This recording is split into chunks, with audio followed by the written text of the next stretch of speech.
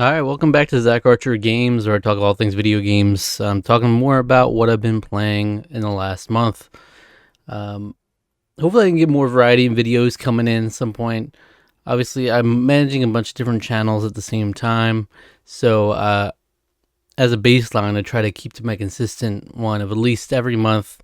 I'll do what I've been playing in that last month, whether it's 0 games or 50 games in that month, and but obviously, I have different ideas for videos I'd like to incorporate. It's just tough with managing so many different channels in my schedule, of course.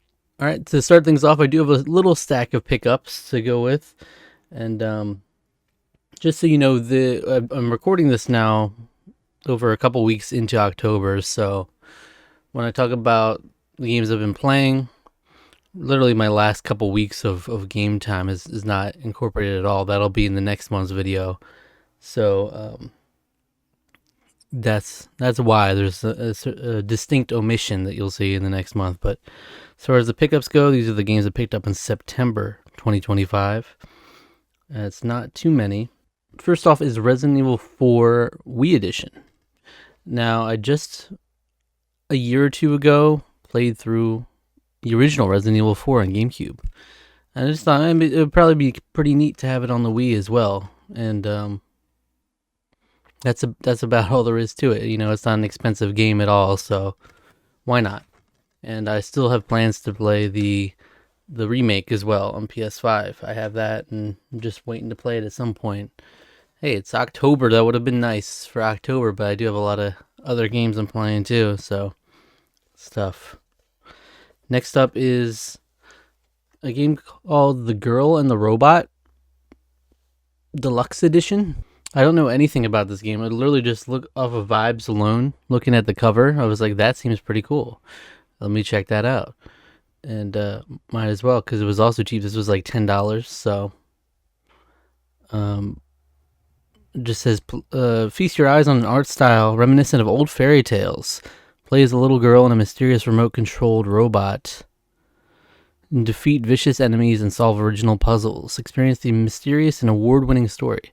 So if anyone's played this before, let me know if it's one worth checking out or not. It's funny how some collectors are, where it's like, let me know if it's worth checking out after you've already bought it. But you know, if it's cheap, I'll get it. I'm not crazy with buying crazy amounts of games these days, but still. Here we go. Disney Magical Mirrors starring Mickey Mouse. This was just cool to finally get in my collection. I mean, you may or may not know, I'm a big GameCube fan. Essentially, it's the one system right now where I'm collecting any games on it, pretty much.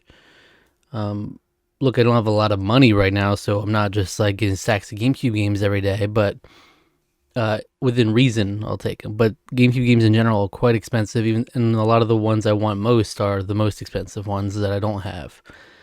But this is one that I definitely remember either renting it from Blockbuster back in the day, or at least at the very least seeing it at Blockbuster and thinking about it, because I know we had like there's a couple of different Disney games on GameCube. I feel like this is one that we did rent though, just never owned. And so look at that, isn't that cool? Love Disney, love the GameCube, so need to get all those on here. Last and most certainly not least for September is Calvin Tucker's Redneck Jamboree. Just absolute trash. Zoo is responsible for some other pretty garbage games, if I remember correctly. But yep, it is what it is. It's every year the people of Redneck County gather to compete in the Great Redneck Jamboree. Come join them and test your redneck skills in 12 hilarious events to gain more bottle caps than any of the 4 families participating to become the greatest family of the county for a year. Yeah, so it's almost certainly just mini game garbage on the Wii. It varies for me. You know, I can enjoy a good minigame compilation on the Wii, even if it's not great. I think there's still fun time, but it might just be that god awful where it's not even fun for the little bit of time it'll take to play it. But it was $5. These are the weird kind of games I'll pick up, and you know what? If I don't like it, I'll just burn it to the ground. That's all my pickups. Again, some months I might not have any pickups. You know, I'm not a big stacks kind of collector now, especially since I have stacks and stacks of games waiting to be played, and clock is ticking on the amount of time I have to play those games. So, but of course, naturally, you want to get new stuff. It happens. All right. So what have I been playing last month? Life is Strange 2. This is pretty much it, if I'm being completely honest. 99% of the month has been Life is Strange 2. I mentioned it in the last month that I planned on finishing it up in this month, and that's what I did. So I can give my thoughts on Life is Strange 2 in conclusion. So I played all the Life is Stranges in order up to this point. So I played Life is Strange Before the Storm. I played the little mini episode, Captain Spirit, which was intended to play between episode 1 and 2 of Life is Strange 2.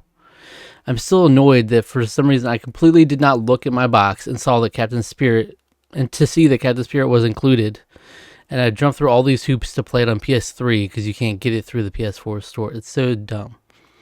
Because I knew it was a free game, but I didn't even take the time to look on the back and see that this was just one of those, it's included in the Life is Strange 2. So it's included in the Life is Strange 2. And I should have known that, because then my save file after doing that didn't even convert to the game. So it's like, okay, whatever. Yep, and then I played Life is Strange 2. So I still have Life is Strange True Colors and the newest Double Exposure, which I definitely plan on playing as well. And I think it's fairly safe to say this is the best Life is Strange I've played so far. And this is coming from someone who did really enjoy Life is Strange. It actually resonated with me when I played it originally. But when I played it originally, it was, over 10 years ago at this point. And, I was much younger, and that was intended for a much younger demographic. I think over time I've gone down on Life is Strange a little bit just because of the cringy writing. I still enjoy watching people do playthroughs of it. And I still enjoy the game overall, the aesthetic and everything. I think it's still pretty unique and it's cool. But, there's some really cringe-inducing lines in the dialogue of that game. And I think of particularly think of "Go fuck yourselfie." That kind of sums it all up. The kind of dialogue you're working with and the cringe that can come from it. That being said, I did enjoy that game, but I think it's pretty flawed now. And then when I went to Before the Storm, it kind of had that same cringe, and it just didn't hit as hard. So Life is Strange Before the Storm is the bottom as far as Life is Strange goes so far. And then Life is Strange 2, it was a big refresher, because Life is Strange 2, they really cleaned up. The dialogue is way stronger. There's barely any lines that are like actually cringe-inducing like that. I can't think of any specific lines, especially to the level of the original. I think they cleaned that up a lot more, polished it, made it feel more real, and it was more, the story was more intentional. I liked, the multiple endings at the end were cool as an option. Though I will say I became really frustrated, because if I'm not going to spoil anything from the game, but if you have any idea how this game operates, you kind of, your actions impact two different characters, and I really did my hardest. I've had the best intentions the entire game playing, and I ended up with one of the worst endings. And then I go back and I see the other alternate endings, and all of them are infinitely more satisfying and a lot more nuanced. I like the idea of the different endings based on the morality and then your final choice. That's really cool. There's cool stuff there. And narratively, it's much more focused. Everything you've been doing is leading up to this, and there's a lot more intention behind how each thing impacts everything. Even if I do feel like I was a pretty decent person and did not get that reflected in my ending. So that was my biggest frustration with the game. The first two episodes, especially, they're most solid. It's where this game shined for me. And then after that, it kind of takes a turn, which it became frustrating. The one character's decisions, where I was like, again, I thought I was doing well, but his actions didn't reflect that. And then I go watch a playthrough, and he's much more agreeable in that one. So I don't know what I did exactly to set him down this path, but that just became frustrating from a narrative perspective. But I do want to say that even just gameplay wise, quality of life wise for the game, it made some clear improvements, some cool aesthetic touches still. There's still that element of, Sean is an illustrator, and that's his big thing, whereas like in the original, Max was a photographer and that was her aesthetic thing.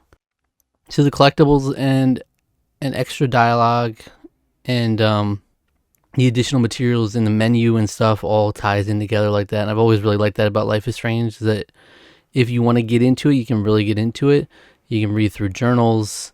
You can really check out your whole surroundings to get the most out of the experience, and that's where the experience shines. So this game does that really well again. And it does cool different things, incorporating the brother aspect of the game in how the game operates and different ways you can interact with the environment. Just some really nice touches here there that sets it apart from the original Life is Strange in a distinct way and makes it a little bit of a step above for me. So I don't think it was perfect by any means, but I do still think it was the best Life is Strange so far, and definitely was an enjoyable experience. And it told a meaningful story, and I thought it told it pretty well. So Life is Strange 2 is at the top for me. Look, I've heard over and over again, Life is Strange True Colors. I wish I could go into these things completely blind, not knowing the reception. But I already know, just like general, in the zeitgeist, I guess, that Life is Strange True Colors is considered not the best of the games. But you got to give it your fair shake yourself. So I'm going to go into it with as much of an open mind as I can, and hopefully I can enjoy that one as well.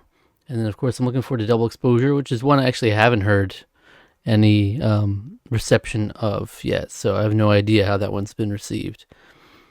But definitely intend to finish those out. And in that same vein, I need to go back to The Walking Dead last season before it's been too long, because I want to finish that series out as well. And this other game I only played for the last couple days of September, and that's Ni no Kuni, Wrath of the White Witch Remastered. Also on PS4. We have a challenge that we do on my Discord. If you want to join, you always can. If you go onto my link tree, there's a link to it at the top always. And my link tree is in the description, as always, as well.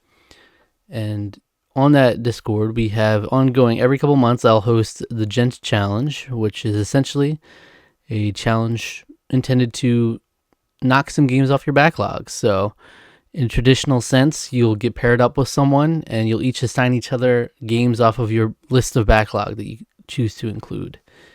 And so you're selected 2 games to complete within a 2-month deadline. If you beat 1, you're successful, you're a gent. If you beat 2, you've gone above and beyond, you're supreme gent. If you beat neither, then you're a rascal, you failed the challenge. And so for me, for that challenge, I have Ni no Kuni and Infamous on the PS3, or the 2. And just as a little teaser for the next month's challenge, I only played this for a couple days at the end of September. The reason being is after that, Ghost of Yotei released early October, and that's all I've been playing since.